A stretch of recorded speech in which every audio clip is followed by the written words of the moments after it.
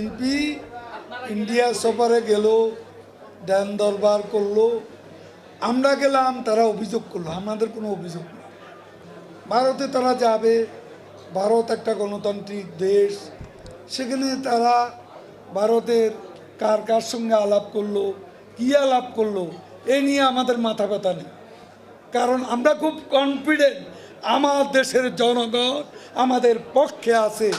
কোনো বিদেশি শক্তি আমাকে ক্ষমতায় বসাবে না। আমার দেশের জনগণই শেখ হাসিনাকে ক্ষমতায় বসাবে।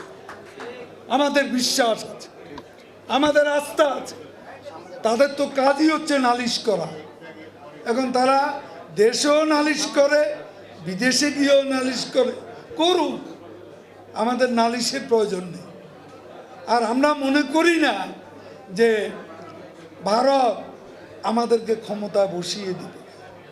প্রতিনিধি দলের নেতৃত্ব দিয়ে গেছি, একবারও বলিনি নির্বাচনে আমাদেরকে সহযোগিতা করুন। কারণ আমাদের সহযোগিতার দরকার আমার দেশের